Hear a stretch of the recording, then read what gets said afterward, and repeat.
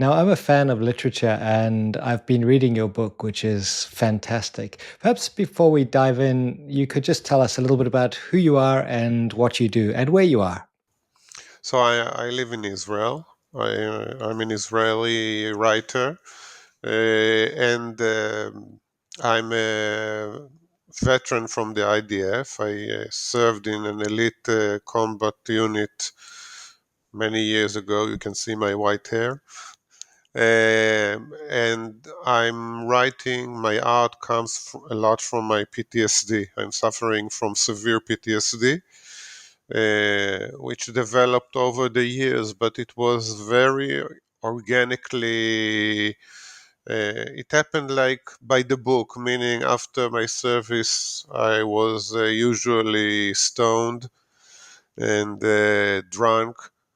Um, I handled my life, meaning I went to the university, I had my psychology degree, I met Ellie, my wife, and we have three kids, and we built a business. But underneath, always there was something which I refused to admit because PTSD is something which is handled by shame.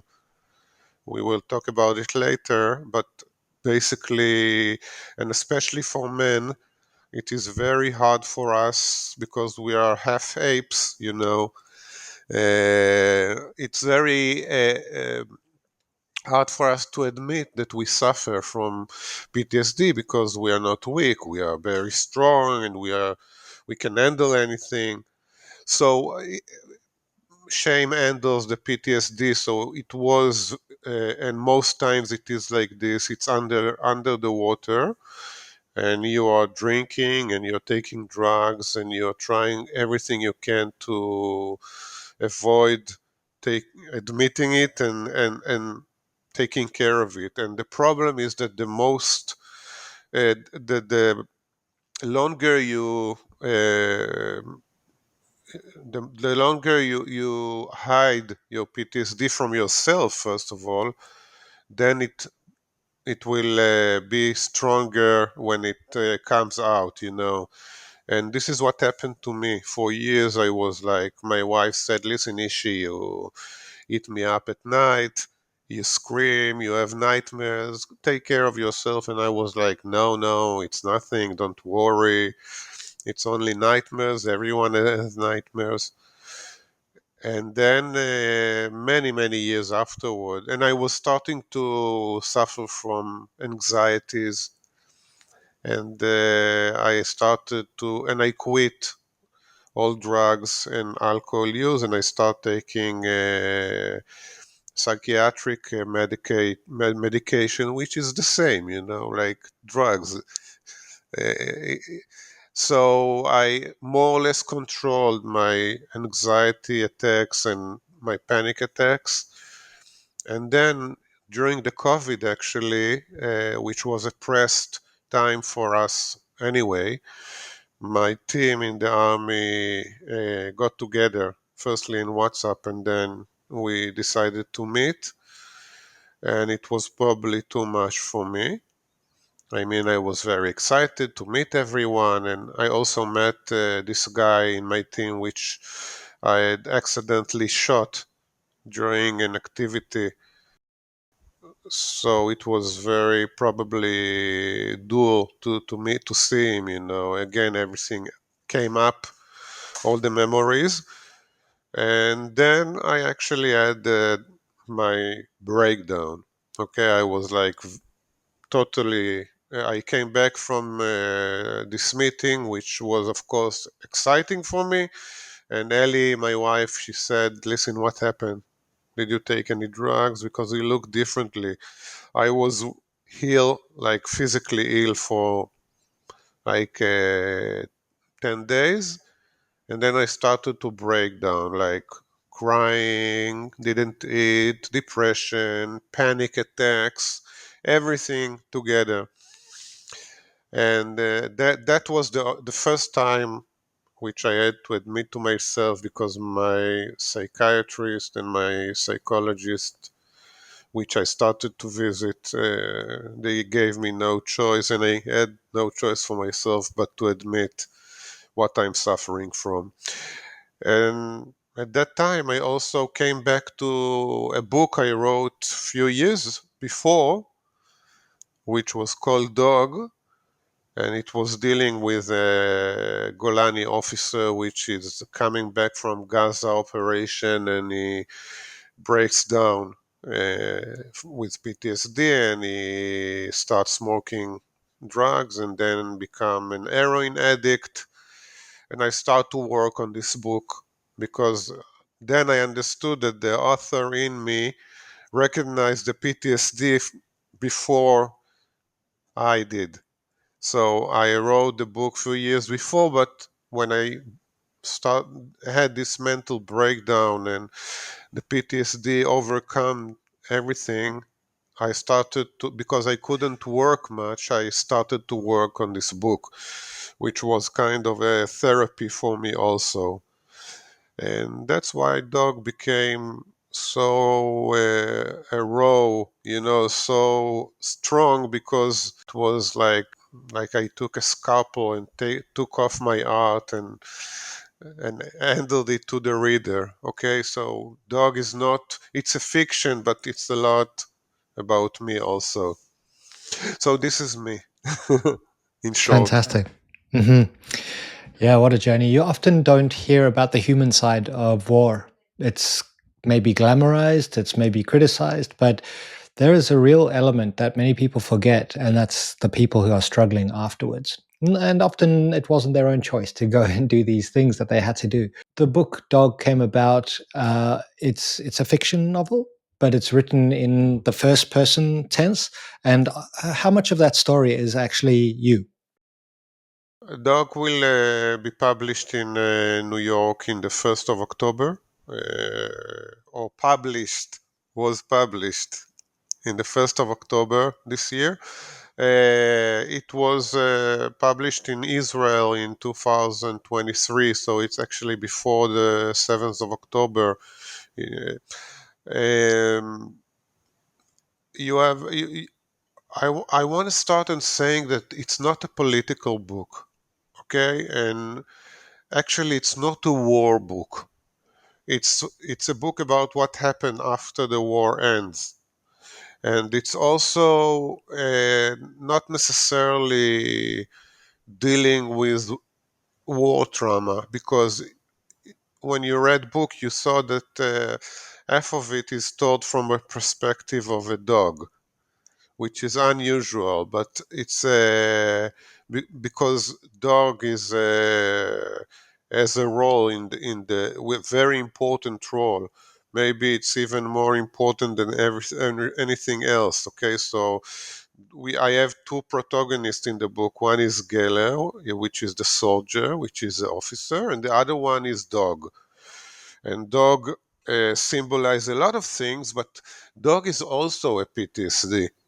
The reader is following his story, and he sees the dog is, and they combine to a very special story. They help each other to overcome whatever they can. But dog is a symbolize of PTSD in the more expanding perception, meaning, the people in Gaza, they suffer from PTSD also. The children suffer from PTSD. The victims of war is not from one side, and it's not only the soldier that returned from Afghanistan or Vietnam or Gaza suffer from PTSD. Lots of them do. Since the war started, more than 68 soldiers in Israel killed themselves because of PTSD. It's a lot. It's amazing. It's crazy. But PTSD is also sexual PTSD, and it's the same shame that prevent people, especially men, but not only, from admitted to themselves and to publicly also that they were hurt by sexual violence or by accidents, car accident. So PTSD is very, very common, and when I'm as a writer take my PTSD, it was very authentic to put it in my book. Okay, so for your question, I wasn't in Golani, I was not serving in Gaza, and I wasn't an officer, but I was in a special unit in the territories in Judea and Samaria, and uh, I felt the same process which I describe in the book. Okay, I wasn't doing heroin, but I was stoned from the moment I woke up, even going to work or going to the university or taking care of my kids.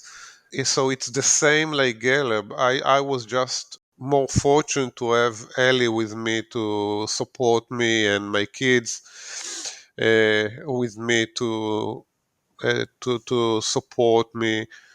Uh, but there are people that we see on the streets, and I can assure you that some of them are, maybe if even most of them are PTSD.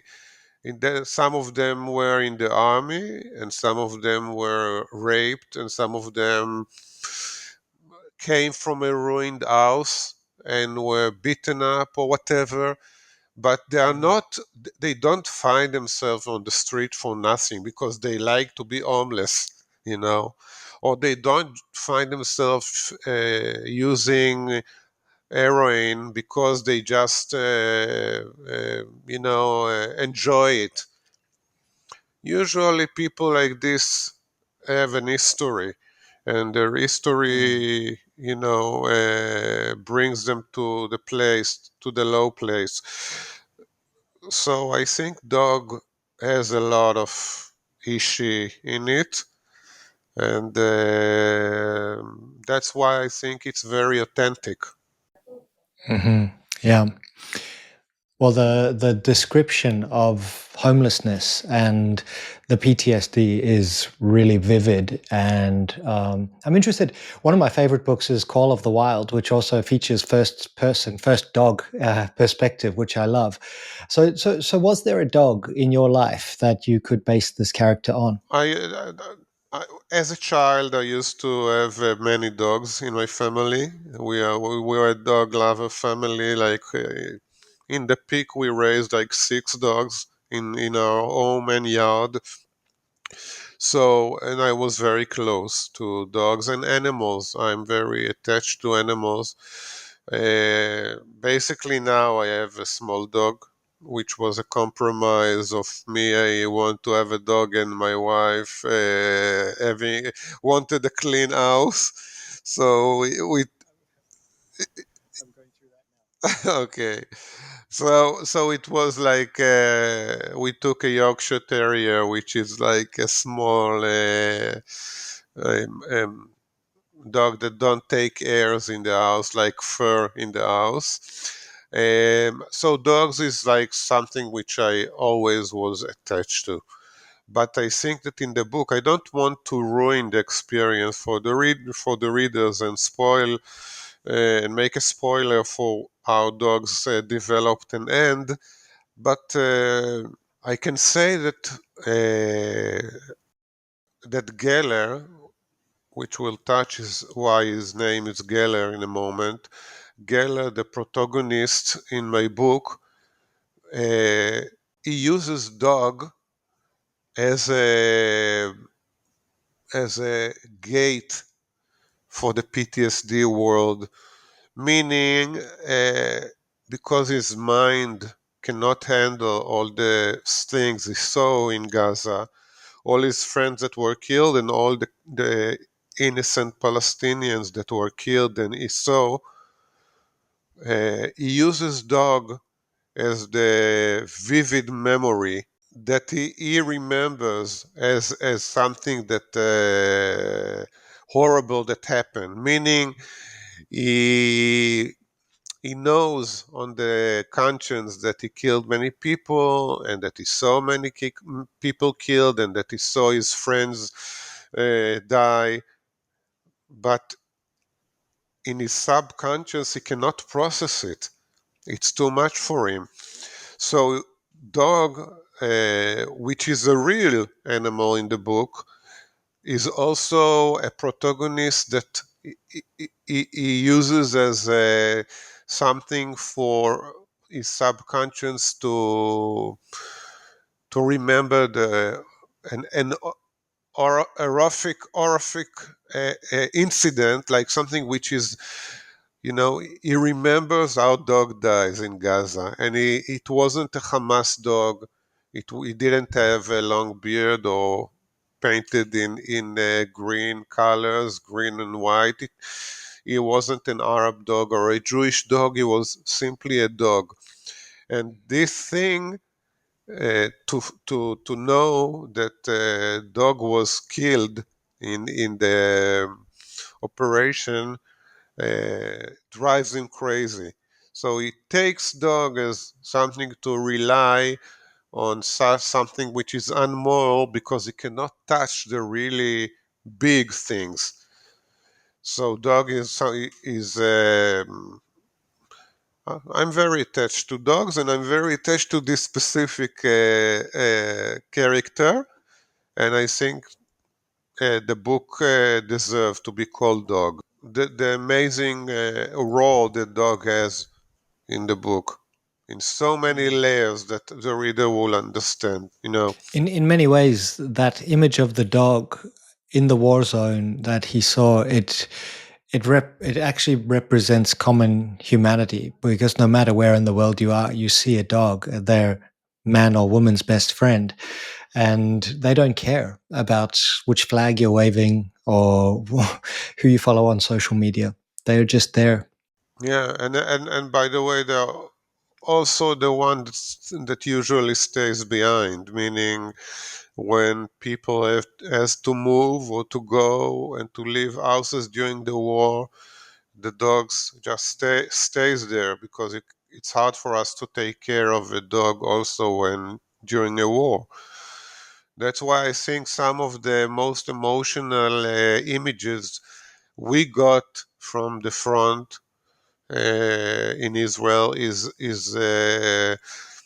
you know reserved the soldiers that found stray dogs in Gaza and brought them home to take care of them, because again we see it as such a helpless but humanized animal, and we want to take care of it. So, and you were right. Dogs has nothing to do with the war. They have no sides in the war. They just suffer. So, There we are. What made you name the protagonist Geller? so you probably know or heard about Uri Geller. Maybe the younger people, the youngest audience, would not recognize the name, but in our time, Uri Geller was the most famous, not magician, because he claims it's real power, but let's say call it mentalist. Okay, he always claimed until today that he has real powers. And in the time before mentalists was a profession even, he was the first in the world to be famous in bending spoons and stopping clock or watches.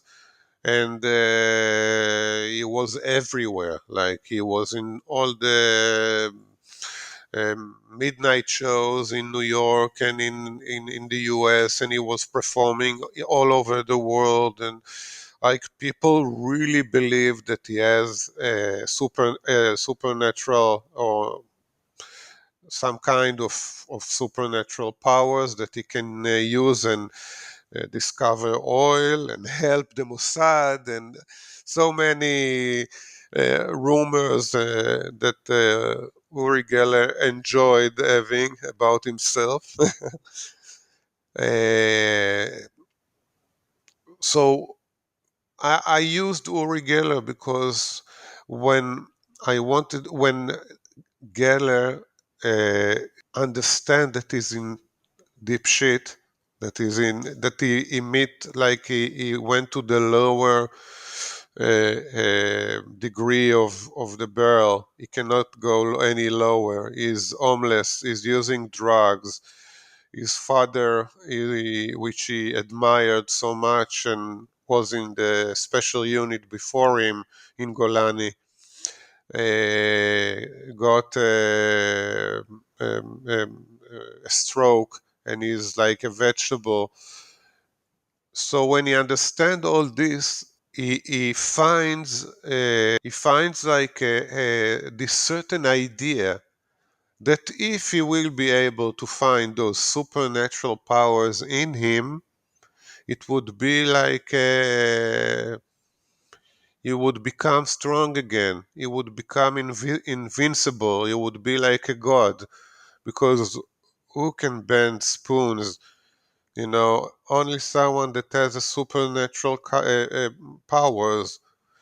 So he downloads this uh, old movie of Uri Geller to his phone, which is not used anymore as a phone, but he can use it. He load it in Ovad Cafe because he wants to use it as to watch this Uri Geller's movie, and he believes deeply that this is his way out. That this is the way he will be able to overcome uh, his problems, his addiction, his PTSD, and return to the regular life if he can only bend the spoon like Uri Geller. So this why he start practicing. Okay, not only watching, but he has a spoon that he carries with him, and he never uses it to for heroin. It just hangs on his neck, and every day he uses heroin, he collects money on the street, and he is trying to bend the spoon. That's why everybody start calling him around him Geller because of Uri Geller, and this is like his way out, his easy way out. Okay, this is what he thinks because it's so hard to get away really from this situation. Uri Geller certainly was famous. I remember being a young boy in South Africa, watching him on TV bending those spoons, and I mean, it was mind blowing at the time. So Uri Geller is still around to this day. Yeah, he has. He lives, I think, in both in Israel and in the UK. Uh, Very rich person. Very. He made a small museum in Jaffa, the Uri Geller Museum. Uh, Actually, I contacted him. At first, it was like to cooperate before the book was published and before the book was ready. And he told me, listen, I can't cooperate, but you can use my name and character if you want. So, you know, uh, yeah, so he's Hmm. around. Okay. He's alive and Yeah. kicking, as they say.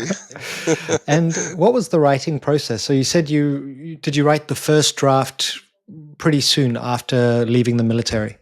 My dream was always of becoming an author, but my life was very busy and struggling with many things. The PTSD was still hiding, but I was at first handling my addiction, and getting out of this was very very hard because when you are stoned for many years, It's no not less hard than quitting, heroin. It's like, every day I remember smelling weeds for years. So it was handling my addiction and my anxieties and panic attacks and the business and raising our three amazing boys, which are now, of course, they are grown-ups. The smallest one is 21 almost.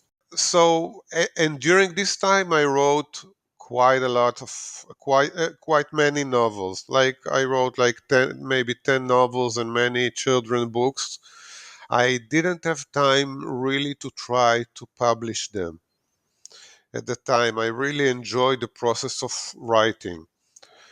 And then maybe like 7 or 8 years ago, I started to sniff around the market, and then I had one of my novel was published in Hebrew, and two of my children books were published also. One of them became a best-selling play for children also. Uh, and then I understood how difficult it is. It's maybe more difficult to publish than to write, Yeah. especially in the Israeli market, which is so small. It is Mm. like, it's not like be writing in English and you can publish in the US and UK and Australia and some other English speaking countries. Israel is, you have so many books come out every year, so your book will stay on the shelf like for a month or two, and that's it. But then and I wrote Dog. It was the last book that I wrote, probably like maybe 7 years ago, and I didn't touch it at first. And when I had this mental breakdown of the PTSD, I thought to myself, I think it's time to touch this material again. And then I said, I don't even need to send it out because I want more attention on this book than my first novel got. And I understood how the book market works. I understood that if I really want to have my book get the attention it needed, I will do it myself. So then I sent it to many authors and people like from the industry and from the um, intellectual bohemian group in Israel, and starting to get like such a wow on the book, like from major authors like Tzoya Shalev, which is international also, and Noah Yadlin, which is amazing Israeli author, also international, and they all agreed to give me blurbs for the book, endorsements. And then I got one magazine, which it's like an author, which I sent it to him, but he's an editing and a magazine, and he told me, Ishi, I not only I want to give you a blurb, but if you are willing, we will publish each magazine a chapter. And I said, wow, yeah, sure. And then dogs started to get the attention, and later the audience asked them to for the book. So they say, okay, we will publish the book, although they were not a publisher of books; they were only a magazine. So they took out the dog, and dog became like some kind of a cult book in Israel for PTSD. A lot of people which experience PTSD or their children, they suspected their children having it, or they came to buy dog directly from me or to get signature. They bought it through the magazine, but they came to get my signature, and then they start talking with me about PTSD, and it was like I remember Alice saying it's like a shiva many people come to our house, and then they start talking about their PTSD. So, and then I registered dog for the Sapir Prize in Israel, which is the most prestigious prize, literature prize in Israel. And it's like a long shot to get into the list even. And dog was got into the long list of the Sapir Prize, which was also a bit of a history because before that, no private publication was in the Sapir Prize, always the big literature houses. So it was amazing, and I got everyone in the long list or the short list are getting some quite a big money for from the Sapir Prize. So then I took this money and I told Ellie, my wife, you know what? I'm going to translate the book with one of the best translators, and because it was already during the war, and no one, like, everything with Israeli international literature stopped because people around the world were afraid to sign Israeli authors. So actually, there was no option to do it with the only agent in Israel which presenting authors. So I said I will do it myself. So I then translated dog in a amazing way. I was so It's like, reading your work in another language is suddenly gives you more distance to judge the book, and I loved it. It was like amazing. It's like was reading another author, but in my own voice and my own words. And then I started just to do the artwork, sending dog in English to many, like tens or maybe hundreds of agents in the US and in Europe, and to publishing house. And actually later I got some that returned to me, but the first one that wanted it to buy it was Sonkata Press, which is a new publishing house in New York. And they love dogs so much that I felt that I can do together with them. We can do the work of like I did in Israel. They loved it. They put a lot of attention. They are not putting out, they are doing maybe at the moment like 4 or 5 books a year, so everyone can get his own attention. So for me, it was like amazing because I got someone that believes in the book, that was willing to buy the book from me, and oh, and of course, I forgot to tell you that at the time I got also um, uh, a call from Eran Riklis, which is one of the most acclaimed producers and directors in Israel. And he read the book, and he was astonished and said, "This is my next movie."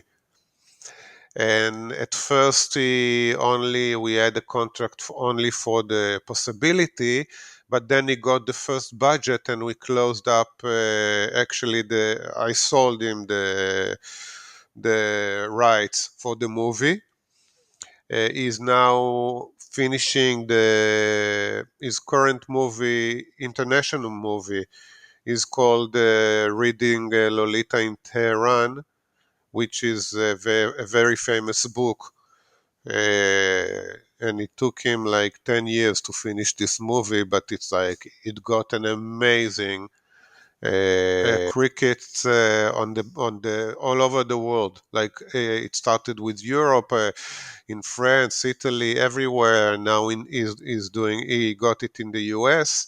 So when he's finished the main issues now with his current movie, he will start working about with dog, which is very exciting for me also.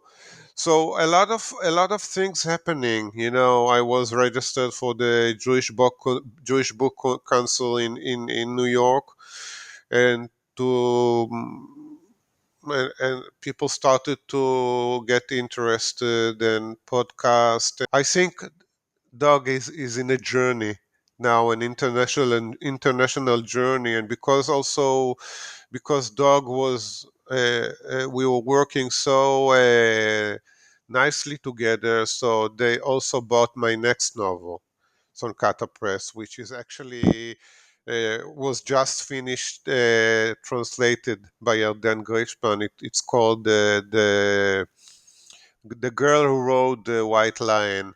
It's I will not talk about it now. Maybe we can meet you know, in a year or a few months and talk about this, because it's an amazing uh, adventure about the Holocaust.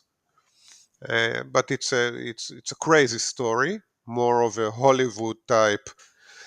So I'm looking to uh, maybe to get to Spielberg or another director, because that would be like a really, really, I believe it would be like a big book. So it's a journey. You start a journey in one place, and you don't know how it will be, how it will develop. And dog took me from my personal PTSD through a journey of healing and recognition of my suffering, and trying to be stabilized in my life, and through what happened to dog in Israel, which was amazing for me, and the movie, and now the publication in the US. It's a journey which show you, we have a saying in Hebrew which is, from the sour get the sweet, meaning sometimes you get like your PTSD, which is awful, and you suffer a lot, but from this one you suddenly can get good stuff happening also. And I think it's a lesson for me, and I hope that dog would be a beginning of my international career as an author. It's funny. I wasn't used at all to the U.S. system of publishing. So professional. They let you know. They in the contract they want you to make sure you do the social networking,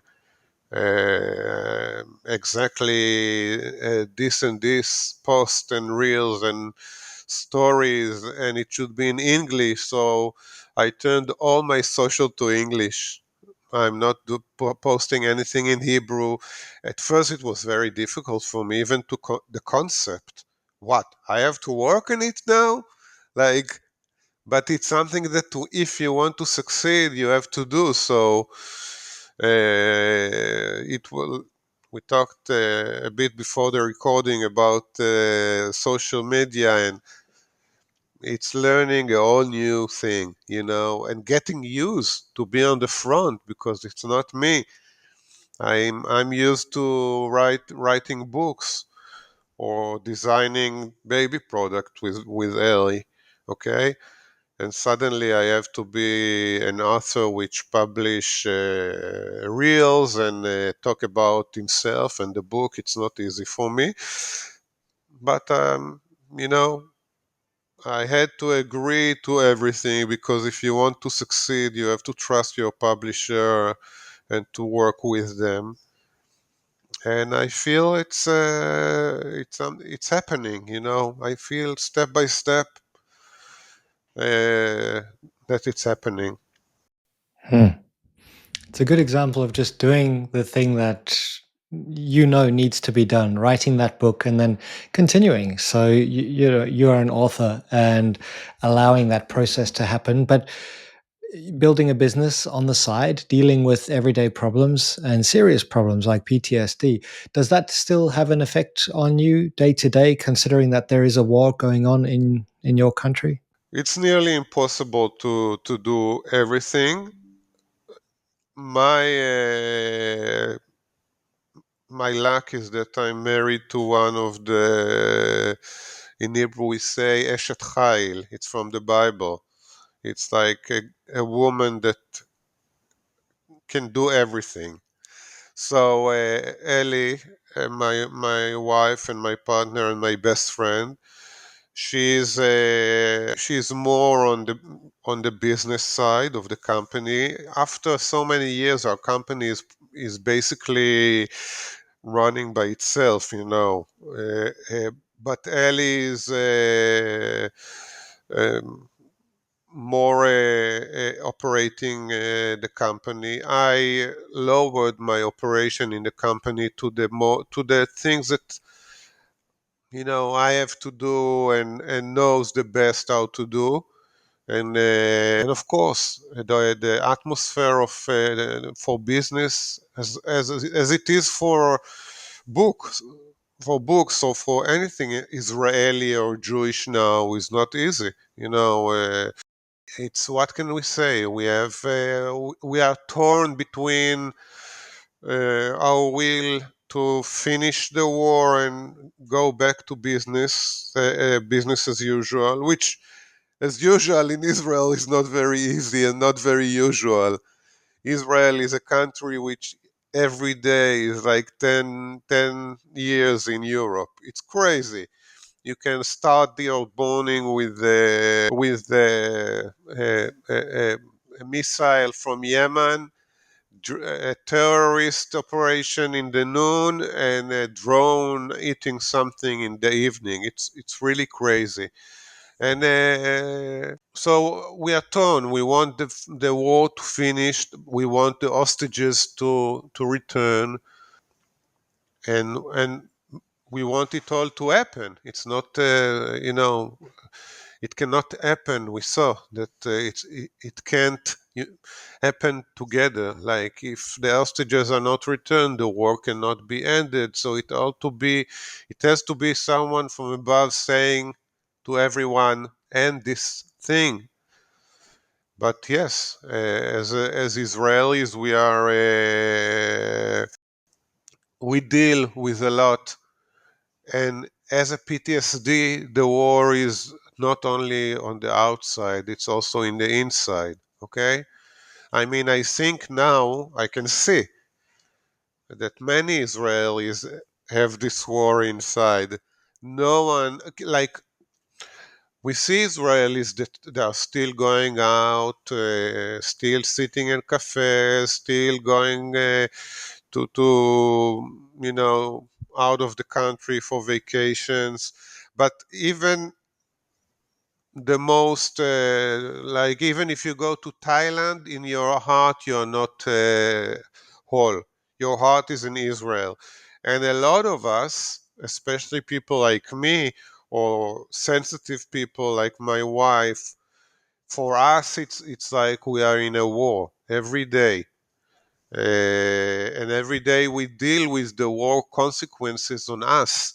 I mean, of course, there are families that loses soldiers, and there are families with the hostages in Gaza, and there are the Gazans family that suffer, the war. I can see everything, but still, as a PTSD, I think for PTSD, the war is amplified 1,000 times more than for a regular person, because anything is a trigger. Even if you don't see the news follow you to Facebook or to Instagram. and you try not to see this, someone will tell you, "Oh, did you hear about what happened?" And you cannot disconnect totally. Whatever you do, you leave the war, and then you have a siren, and then you have this, and so basically, I find myself, first of all, a lot of medicated, which is it's not helping my memory or my, being so key, like sharp. But I have my support, and it's a lot. I try to every day to have my routine, to wake up in the morning, to open the computer, to kiss Ellie good morning and drink the coffee together because we work together, and to know that she's there for me and my kids are there for me, and it's so important for the resilience to try and do your routine. And I see that when I write or when I deal with podcast or interviews, or when I'm dealing with my new book now, it's more easy for me. It's to disconnect for an hour here and 2 hours there, and don't feel the anxiety or the war. But definitely, I think so many Israelis, I think the majority of the Israelis, they want the war to end already, the hostages to return, and to Israel to have some kind of a normal life again, because now it's crazy. Yeah. Ishi, thank you so much for sharing your story today. And I'm excited for your book, and the next one sounds fantastic. Where would you like people to go to find out more? So I think people can first of all go to my website, which I guess you can indicate in your yeah, it's basically ishaishiron.com, and they can their everything in the website. They can register for my new book, for my next book, and they can find all my social media, because I have Facebook, Twitter, Instagram, and TikTok, which I'm most active in Instagram and TikTok. They can buy my book at Amazon or at Barnes and Nobles, and actually anywhere which sells books in the US. And this is something which I really hope is that I will have more followers, because I love also to receive responses from people who read Dog. I think it's amazing the connection. I'm trying to reply any email I get, or any message I get, and I think the conversation with the reader is something which helps me a lot in my therapeutic journey. So, if you can follow me on Instagram, on my social and TikTok, it would be great. And buy Dog. I think you will not regret it. If you, I think it's a book you will not be able to take out of your hands. This is what people tells me. So if you want to read a raw, dramatic, tense, a lot of tense, buy Dog, and it also helps to uh, put this a very important issue of PTSD to be more public, and as many people as it gets that will read Dog and will talk about Dog and will recommend other people to read Dog, they will help fight this shame that kills PTSD, exactly like colon cancer. That you know, guys are ashamed to go check themselves, and later they just die. It's the same. Let's talk about PTSD. Let's talk about how we can help others and how can we help ourselves and admit to ourselves. Admitting an important part of this. So this is basically my what I hope for. And thank you so much, Brad. It's meeting you and having being as a guest in your show is amazing. And I wish you all the best. Also, good luck with your show. Thank you so much, Ishi, and thank you for tuning in. We'll see you in the next episode.